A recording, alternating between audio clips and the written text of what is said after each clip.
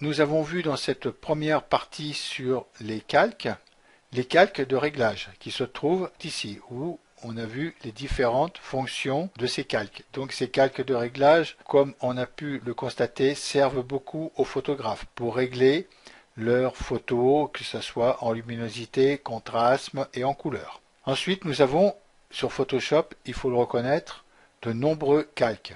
Alors nous allons visionner un peu tous les calques qu'il y a sur Photoshop. Le premier calque que nous voyons ici, c'est le calque noir et blanc. Alors comme on a vu ici dans les calques de réglage, il est positionné en dessus et automatiquement il me transforme en noir et blanc toute mon image. Il suffit que je le désélectionne et je vois mon image qui est totalement en couleur.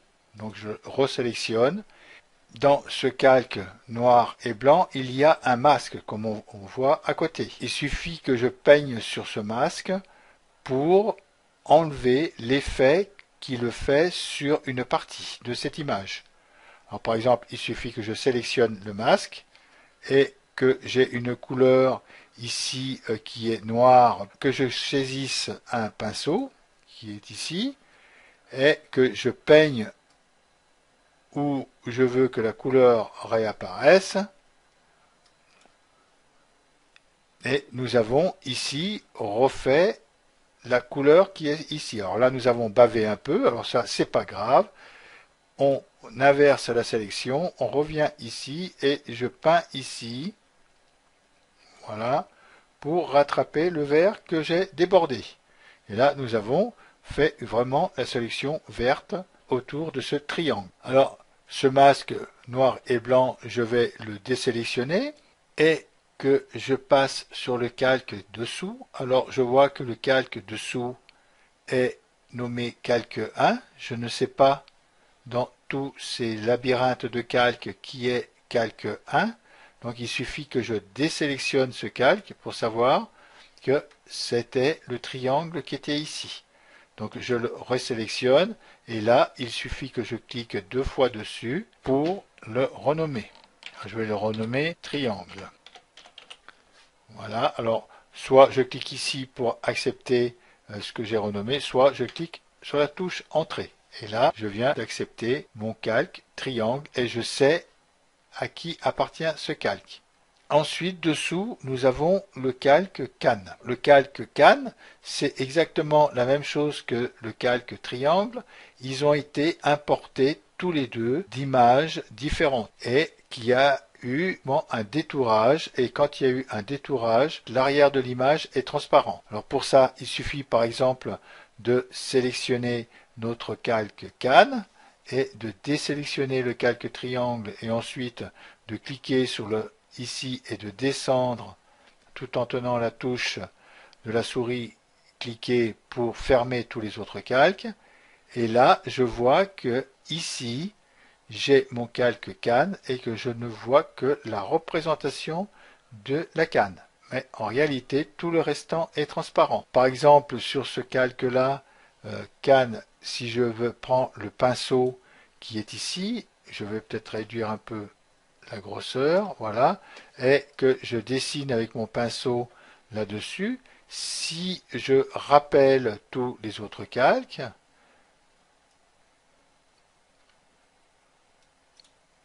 et bien vous allez voir ma touche là que j'ai fait avec le pinceau sur le calque. Donc je vais faire CTRL-Z pour supprimer mon action et nous avons ici le quatrième calque qui est un calque de texte. Alors nous avons déjà vu une partie de ces calques de texte sur les autres vidéos que nous avons fait sur Photoshop de A à Z. On voit que ce calque de texte est en FX, qu'il y a eu un effet. Je clique ici pour connaître l'effet qu'il y a eu. Donc on voit que c'est qu'un effet qui a eu lieu sur ce texte. Il y aurait eu plusieurs effets, on aurait appelé ça un calque de style. Nous retrouvons ici en dessus, à côté des calques de réglage, le calque style. Et dans ce calque style, nous avons plusieurs styles qui sont enregistrés dans Photoshop. Vous pouvez éventuellement faire votre propre style en cliquant ici et en enregistrant votre style personnel que vous allez pouvoir créer. Pour tout cela, dans le calque texte, nous ferons un didacticiel qui sera consacré uniquement avec le calque texte et où nous allons aborder aussi la 3D sur les calques texte. Nous faisons rapidement un petit survol de ce calque texte avec les différents styles. Donc là, nous pouvons dire que nous avons un effet, mais que nous n'avons pas de style. Alors pour faire un style, il suffit par exemple d'être un calque texte ou on peut être aussi sur une image.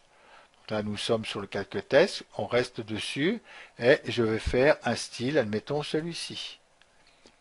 Donc, vous voyez qu'il m'a fait un style et donc dans un style, il y a plusieurs effets. On peut prendre aussi un autre style, on va prendre celui-là où on a le contour et une ombre portée qui s'est fait. Et celui-ci où nous avons là, par contre, 3 effets, biseautage et estampage, incrustation et des dégradés et ombre portée. Voilà pour ce qui est des textes avec les effets. Mais nous allons faire à la vidéo suivante tout le style d'effets. Il y en a 10 en tout, hein, si je me trompe, qu'il y a dans ces effets. Donc là, il suffit de cliquer 2-3 fois dessus pour voir tous les styles d'effets qu'on peut faire. Donc là, les deux qui ont été faits ici, qu'on voit biseautage et estampage, ils sont cochés. Et nous avons incrustation en dégradé qui est coché et ombre portée. Alors donc nous allons passer à la prochaine vidéo tous ces styles d'effets sur un calque texte ou un calque d'image. Donc pour fermer ces effets et toujours les conserver, il suffit que je clique ici sur la touche en haut et je ferme tous ces effets. Alors pour supprimer les effets qu'on a fait à ce calque de texte, on peut le prendre l'effet et le mettre à la corbeille. Là on voit que notre texte n'a plus d'effet du tout.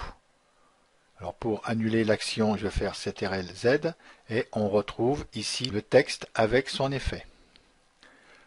En dessous, nous avons un calque dynamique. Alors quand on reste dessus, Photoshop va me dire que c'est un calque dynamique.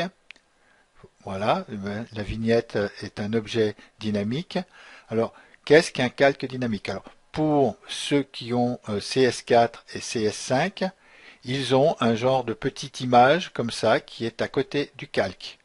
Hein, qui n'est pas un masque, hein, parce que là c'est un masque dessus, mais là c'est une image et nous, sur CS6, cette image est reportée à l'intérieur du calque dynamique. Mais les effets du calque dynamique restent les mêmes que ce soit du CS4 ou CS5 ou CS6. Alors, à quoi sert un calque dynamique?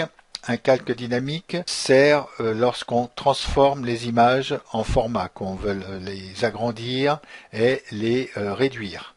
Alors on verra ça sur un tutoriel qui est consacré au calque dynamique à la suite de ces tutoriels de calque. Alors, en dessous, nous avons les calques qui sont normales des portations de boules.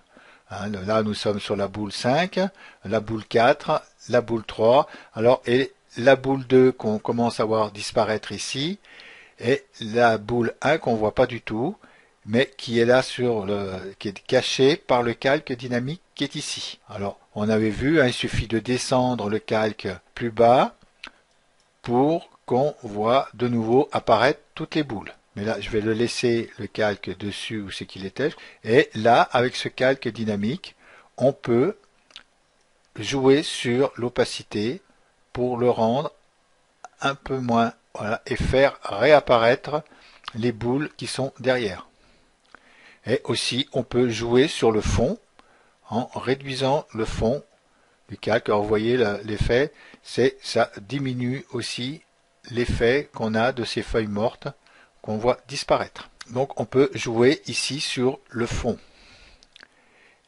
Et nous irons voir aussi les modes de fusion des calques. Alors, les modes de fusion, nous les retrouvons ici. Alors, nous avons une première partie de mode de fusion normale et fondue qui font partie des fusions neutres. Et ensuite, nous avons toute une série ici de modes de fusion qui est obscurcir, c'est-à-dire qu'on va augmenter le noir et réduire les blancs. Et là, on va faire, avec cette mode de fusion qui sont ici, éclaircir, on va faire le contraire. On va éclaircir et le noir va devenir invisible. Ensuite, nous avons une autre série là-dessous, qui est des séries de modes de fusion de lumière.